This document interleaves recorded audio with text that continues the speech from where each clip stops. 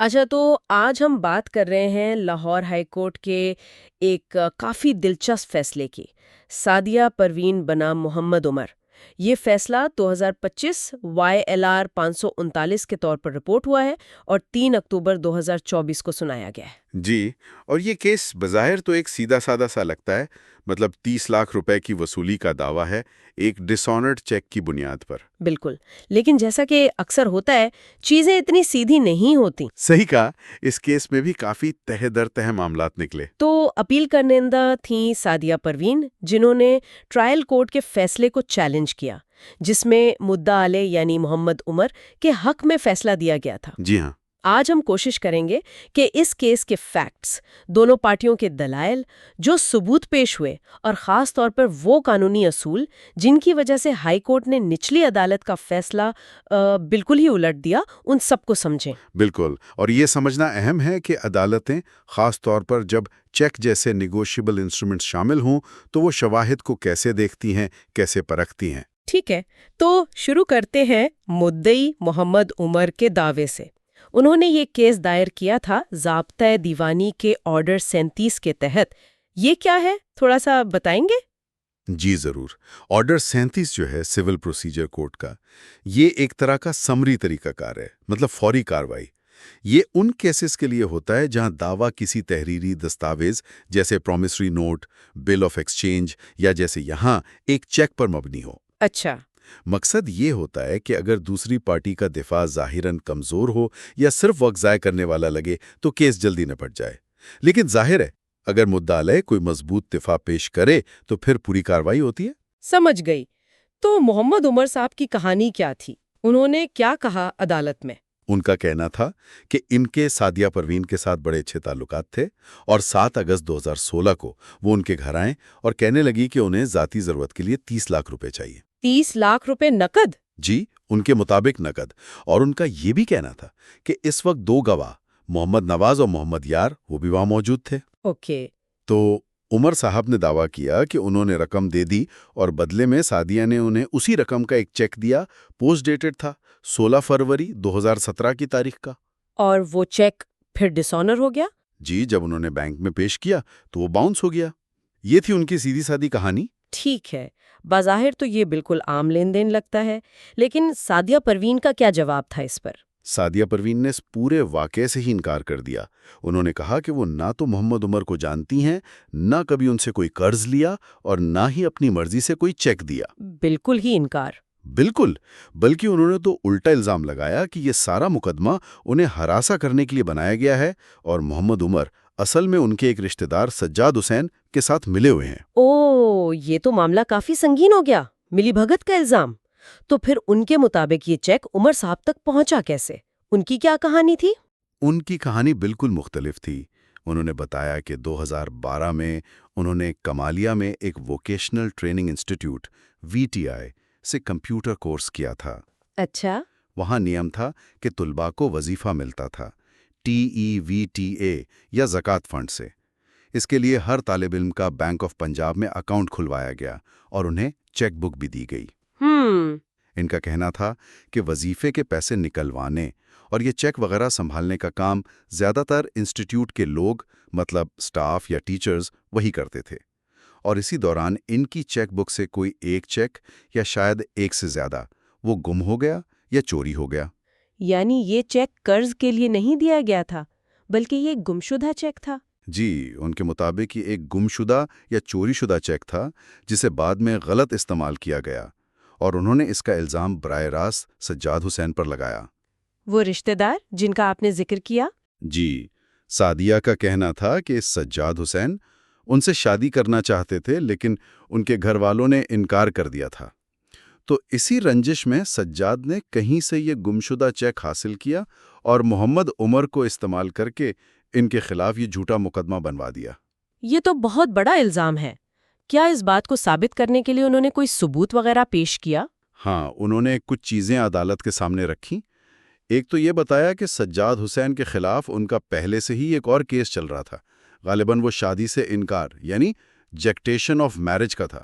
اچھا، یعنی ان کے درمیان پہلے سے تنازع موجود تھا۔ جی، اس سے یہ ظاہر ہوتا تھا کہ ان کے تعلقات خراب تھے، اور دوسری جو شاید زیادہ اہم بات تھی، انہوں نے ایک پولیس رپورٹ پیش کی، ایگزیبٹ HD3۔ پولیس رپورٹ کس بارے میں؟ یہ رپورٹ سعدیہ کی اس درخواست پر بنی تھی جو انہوں نے پولیس کو دی تھی، جس میں انہوں نے سجاد حسین اور محمد عمر پر چیک چوری کرنے کا الزام لگایا تھا، اور بظاہر اس رپورٹ میں پولیس نے سعدیہ کے موقف کی تائید کی تھی اور ان لوگوں کو چیک چوری کا ذمہ دار ٹھہرایا تھا۔ تو یہ رپورٹ اس مقدمے سے پہلے کی تھی؟ لگتا تو یہی ہے، جس سے ان کے دفاع کو وزن ملتا تھا کہ یہ کہاری مقدمہ دائر ہونے کے بعد نہیں بنائی گئی، بلکہ وہ پہلے ہی یہ معاملہ اٹھا چکی تھیں۔ تو اب صورتحال یہ بنی کہ ایک طرف قرض اور باؤنس چیک کا دعویٰ، دوسری طرف چیک چوری، بدنیتی اور پرانی دشمنی کا الزام۔ بالکل، اب فیصلہ کرنا تھا کہ کون سچ بول رہا ہے۔ تو ٹرائل کورٹ نے کیا کیا؟ ایڈیشنل ڈسٹرکٹ جج صاحب نے ٹرائل کورٹ نے دونوں طرف کی شہادتیں قلم بند کی، ایشوز فریم کیے، اور آخر کار 11 دسمبر 2018 کو فیصلہ سنا دیا۔ انہوں نے محمد عمر کا دعویٰ ڈگری کر دیا، یعنی ان کی بات مان لی، اور سعدیہ پروین کو حکم دیا کہ وہ 30 لاکھ روپے ادا کریں۔ اچھا، تو ٹرائل کورٹ نے مدعی کی کہانی پر یقین کیا؟ جی، اور اسی فیصلے کے خلاف پھر سعدیہ پروین لاہور ہائی کورٹ گئیں۔ اور پھر ہائی کورٹ میں معاملہ الٹ گیا، ایسا کیوں ہوا؟ ہائی کورٹ نے کن نکات پر ٹرائل کورٹ سے اختلاف کیا؟ ہائی کورٹ نے جب کیس کو دیکھا تو انہوں نے خاص طور پر جو مرکزی ایشو تھا، ایشو نمبر 1، اس پر فوکس کیا۔ وہ کیا تھا ایشو؟ ایشو یہ تھا کہ کیا مدعی عمر مدعا علیہا سعدیہ سے چیک نمبر فلاں کی بنیاد پر 30 لاکھ روپے وصول کرنے کا حقدار ہے، اور قانون کہتا ہے کہ اس بات کو ثابت کرنے کا بوجھ مدعی پر تھا، یعنی محمد عمر پر۔ تو ہائی کورٹ کو عمر صاحب کے ثبوتوں میں کیا خامیاں نظر آئیں؟ سب سے پہلی چیز جو ہائی کورٹ نے نوٹ کی وہ تھی ان کے اپنے بیانات میں تضادات، بہت واضح تضادات تھے۔ جیسے کہ؟ دیکھیں، محمد عمر نے جو اپنا دعویٰ دائر کیا تھا اس میں لکھا تھا کہ سعدیہ 7 اگست 2016 کو ان کے گھر اکیلی آئی تھیں۔ ٹھیک ہے، لیکن جب وہ خود بطور گواہ پیش ہوئے PW1 تو انہوں نے کہا کہ سعدیہ 7 اگست کو نہیں بلکہ 17 اگست 2016 کو آئی تھیں، اور اکیلی نہیں بلکہ اپنے بھائی مزمل حسین کے ساتھ آئی تھیں۔ اوہو، یہ تو تاریخ بھی بدل گئی اور ساتھ آنے والا بندہ بھی نیا آ گیا۔ بالکل، یہ 2 بڑے فرق تھے، تاریخ کا فرق اور اکیلے آنے کے بجائے بھائی کے ساتھ آنے کی بات۔ اور جو دوسرے گواہ تھے عمر صاحب کے، محمد نواز اور محمد یار، انہوں نے کیا کہا؟ انہوں نے بھی یہی کہا کہ سعدیہ اپنے بھائی مزمل حسین کے ساتھ آئی تھیں، یعنی ان کی گواہی بھی ابتدائی دعوے سے مختلف تھی۔ بلکہ ایک گواہ PW3 نے تو ایک اور نئی بات بتا دی کہ عمر صاحب رقم لانے کے لیے اپنے کمرے میں گئے تھے۔ یہ تفصیل بھی پہلے دعوے میں نہیں تھی۔ تو یہ جو فرق تھے بیانات میں، قانونی طور پر ان کی کیا اہمیت تھی؟ کیا یہ معمولی غلطیاں نہیں تھیں؟ نہیں، قانون کی نظر میں یہ معمولی نہیں تھیں۔ ایک بنیادی اصول ہے کہ آپ جو بات اپنے دعوے یا جواب دعویٰ پلیڈنگز میں کہتے ہیں، آپ کی گواہی اسی کے مطابق ہونی چاہیے۔ آپ شہادت کے دوران اپنی کہانی کو اس طرح بنیادی طور پر بدل نہیں سکتے یا ایسی اہم نئی باتیں نہیں ڈال سکتے جو آپ نے پہلے نہیں کہیں۔ اچھا، ہائی کورٹ نے اس اصول پر بہت زور دیا اور سپریم کورٹ کے کئی فیصلوں کا حوالہ بھی دیا۔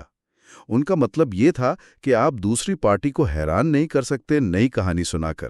مقدمہ اسی بنیاد پر چلنا چاہیے جو شروع میں بتائی گئی تھی۔ یہاں مدعی کی کہانی دوران سماعت بدل گئی، جس سے ان کا پورا کیس کمزور ہو گیا۔ یہ تو ہوئی بیانات کی بات۔ کیا ہائی کورٹ نے پیسے کے لین دین والے پہلو کو بھی دیکھا؟ مطلب کیا عمر صاحب یہ ثابت کر پائے کہ ان کے پاس واقعی 30 لاکھ روپے تھے دینے کے لیے؟ یہ ایک اور بہت ہی اہم نکتہ تھا جس پر ہائی کورٹ نے خاص توجہ دی۔ عدالت نے بلکہ 18 جنوری 2022 کو باقاعدہ حکم دیا کہ دونوں پارٹیاں اپنی بینک سٹیٹمنٹ جمع کروائیں۔ اچھا، اس کا کیا نتیجہ نکلا؟ یہ تو فیصلہ کن ہونا چاہیے تھا۔ بالکل، سعدیہ پروین نے تو اپنی سٹیٹمنٹ جمع کروا دی جس میں بیلنس 0 تھا، لیکن محمد عمر اپنی بینک سٹیٹمنٹ پیش ہی نہیں کر سکے۔ اوہو، نہ صرف یہ بلکہ وہ یہ بھی نہیں بتا سکے کہ اتنی بڑی رقم 30 لاکھ روپے نقد ان کے پاس آئی کہاں سے تھی، مطلب رقم کا ذریعہ کیا تھا۔ یہ ثابت نہ کر پانا ان کے دعوے کے لیے بہت نقصان دہ ثابت ہوا۔ کیا ان کی مالی حیثیت کے بارے میں کوئی اور بات بھی سامنے آئی تھی دوران کیس؟ ہاں، ایک اور دلچسپ بات دوران جرا سامنے آئی۔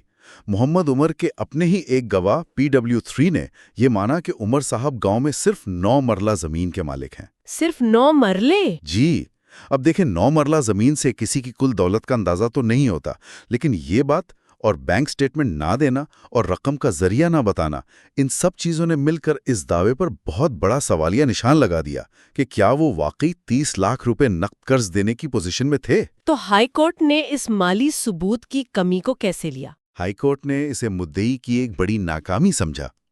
انہوں نے سپریم کورٹ کے ایک حالیہ فیصلے مہر نور محمد بنام نذیر احمد کا حوالہ دیا، جس میں کہا گیا ہے کہ خاص طور پر جب بڑی نقد رقم کے لین دین کا دعویٰ ہو تو اسے ثابت کرنے کے لیے بہت ٹھوس، مضبوط اور قابل اعتماد ثبوت چاہیے۔ Cogent, convincing and confidence inspiring evidence. یعنی صرف چیک دکھا دینا کافی نہیں؟ بالکل نہیں، خاص طور پر جب حالات مشکوک ہوں جیسا کہ اس کیس میں تھے، اور دوسری طرف سے چیک کے حصول پر ہی سوال اٹھا دیا گیا ہو، تو صرف چیک کی بنیاد پر اتنا بڑا دعویٰ مان لینا مشکل تھا۔ ٹھیک ہے۔ تو مدعی کا کیس تو تضادات اور مالی ثبوت کی کمی کی وجہ سے کمزور ہو گیا۔ اب دوسری طرف آتے ہیں، سعدیہ پروین نے جو دفاع پیش کیا، کیا وہ ہائی کورٹ کو قابل اعتبار لگا؟ کیا وہ کوئی ٹھوس ثبوت لا سکیں؟ جی، ہائی کورٹ نے سعدیہ پروین کی طرف سے پیش کیے گئے کئی شواہد کو نہ صرف قابل توجہ سمجھا، بلکہ انہیں ان کی کہانی کی تائید میں اہم قرار دیا۔ کون سے شواہد تھے وہ؟ کئی چیزیں تھیں۔ سب سے پہلے تو وی ٹی آئی کے کمپیوٹر آپریٹر حافظ محمد صابر کی گواہی تھی۔ وہ بطور ڈیفنس وٹنس DW1 پیش ہوئے۔ انہوں نے تصدیق کی کہ ہاں، سعدیہ 2012 میں وی ٹی آئی میں طالبہ تھیں، وہاں وظیفے کا سسٹم تھا اور اس کے لیے بینک اکاؤنٹ اور چیک بک بھی ایشو ہوتی تھی۔ اس سے سعدیہ کی بنیادی کہانی کو سپورٹ ملی کہ چیک بک موجود تھی اور انسٹیٹیوٹ کے پاس ہو سکتی تھی۔ بالکل، اس سے ان کی کہانی کی بنیاد مضبوط ہوئی۔ پھر خود سعدیہ پروین نے بطور گواہ DW2 پیش ہو کر اپنی پوری بات تفصیل سے بتائی۔ وظیفے کا طریقہ، چیکس کا ٹیچرز کے پاس ہونا، چیک کا گم ہونا، سجاد حسین والا معاملہ اور پولیس کو درخواست دینے تک سب کچھ۔ ان کی گواہی VTI والے کی گواہی سے ملتی تھی؟ جی، ان کی گواہی میں مطابقت تھی۔ پھر ان کے بھائی مزمل حسین نے بھی بطور گواہ DW3 آ کر ان کی باتوں کی تائید کی۔ اور وہ پولیس رپورٹ، اس کا کیا بنا؟ وہ پولیس رپورٹ بھی ریکارڈ کا حصہ تھی، جو چیک چوری کے الزام سے متعلق تھی۔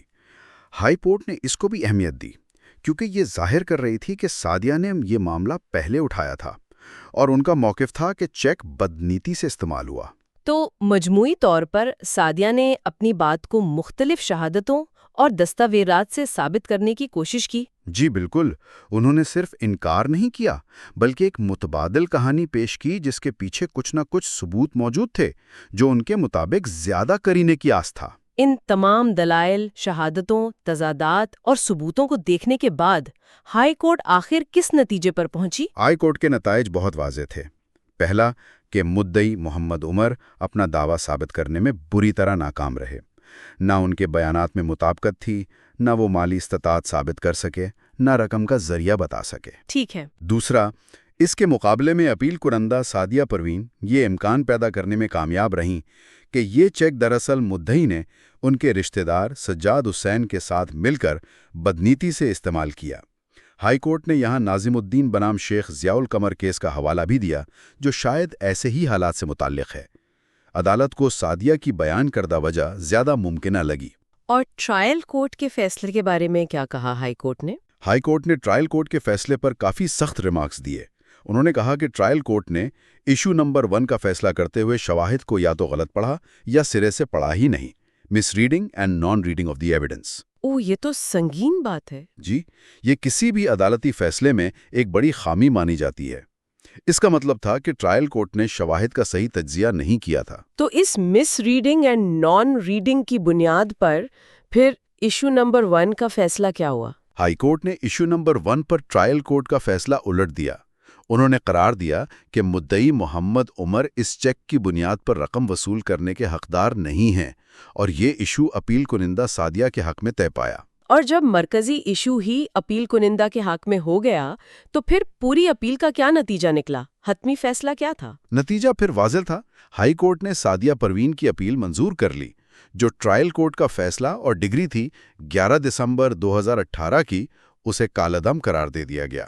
یعنی محمد عمر کا کیس خارج ہو گیا؟ جی، ان کا 30 لاکھ روپے کی وصولی کا دعویٰ خارج کر دیا گیا۔ اور مقدمے کا خرچہ وہ کس پر ڈالا گیا؟ نہیں، فیصلے میں لکھا تھا کہ خرچے کے بارے میں کوئی حکم نہیں ہے۔ نو آرڈر ایز ٹو کاسٹس، مطلب دونوں پارٹیوں نے اپنا اپنا خرچہ خود برداشت کیا۔ تو یہ تھا سعدیہ پروین بنام محمد عمر کیس کا پورا فیصلہ اور اس کا پس منظر۔ اس سے ہم کیا سیکھ سکتے ہیں؟ کیا اہم نکات ہیں جو سامنے آئیں؟ دیکھیں، اس کیس سے کئی اہم باتیں سیکھنے کو ملتی ہیں۔ سب سے پہلی اور شاید سب سے اہم بات یہ ہے کہ آپ کے قانونی موقف، پلیڈنگز اور آپ کے شواہد میں ہم آہنگی کتنی ضروری ہے۔ اگر آپ کی کہانی میں تضاد ہے تو آپ کا کیس بہت کمزور ہو جاتا ہے، چاہے آپ کے پاس چیک جیسی دستاویز ہی کیوں نہ ہوں۔ جی بالکل۔ دوسری بات، خاص طور پر جب بڑی نقد رقم کا معاملہ ہو، جیسے یہاں 30 لاکھ کا ذکر تھا، ایسے کیسز میں ثبوت کا بوجھ بہت زیادہ ہوتا ہے اور وہ مدعی پر ہوتا ہے۔ صرف چیک پیش کر دینا کافی نہیں ہوتا۔ عدالتیں پوچھتی ہیں کہ پیسہ کہاں سے آیا، کیا آپ کے پاس تھا بھی یا نہیں، لین دین کے حالات کیا تھے۔ یہ واقعی اہم ہے، خاص طور پر نقد لین دین میں۔ بالکل۔ تیسرا سبق جو اس کیس سے ملتا ہے وہ ہے اپنی مالی دستاویزات، خاص طور پر چیک بک کی حفاظت کا۔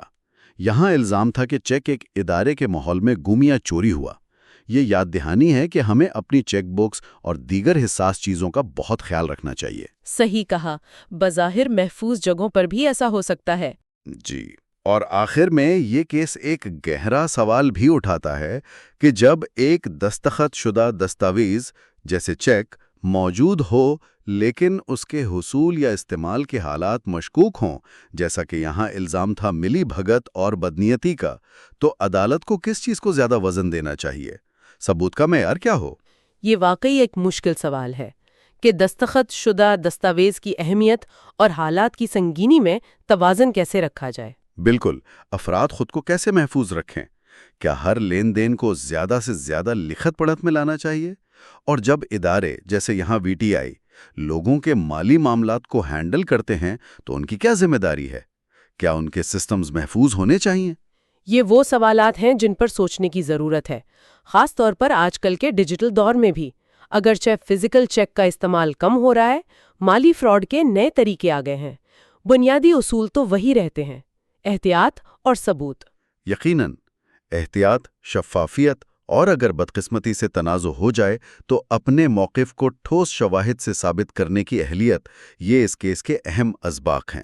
You are watching Legal Gupshup and GK with MD, your source for legal, historical, and breaking news. Don't forget to like, subscribe, and share for more informative content.